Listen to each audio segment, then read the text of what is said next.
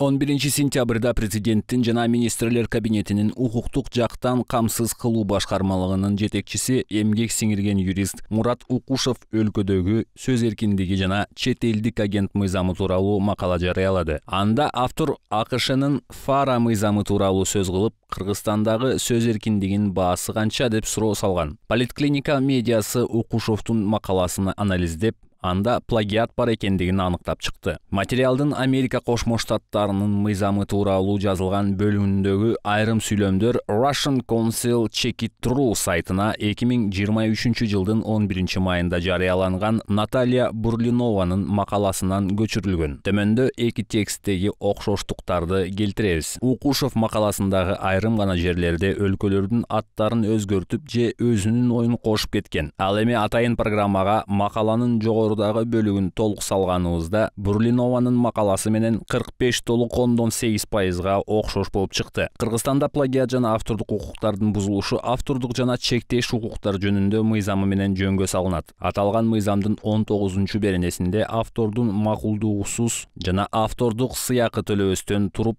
анын эмгегин пайдаланууга болбой турганы жазылган. Бул макала Укушевдун биринчи плагиаты эмес. Буга чейин дагы журналисттер ал жазган макалалар плагиат экенин ашкерлешкен. Мисалы, Укушев мырза ушул жылдын 28-январында макала жарыялап, тексттин жарымы орусиялык РИА Новости сайтынан алынганын аныкталган. Андан кийин 11-февралда президенттин администрациясы Мурат Укушевдун авторлугунда массалык маалымат каражаттары тууралуу жаңы мыйзамдын концепциясын көрсөтүп, ал түрдүү булактардан жана Русиядагы дипломдук иштен 100% көчүрүлүү алынганы аныкталган. Жыйынтык президенттин жана министрлер кабинетинин укуктук жактан камсыз кылуу башкармалыгынын жетекчиси, эмгек сиңирген юрист Мурат Укушевдун кезектеги аттуу макаласынын бир бөлүгү орусиялык сайттан көчүрүлгөн.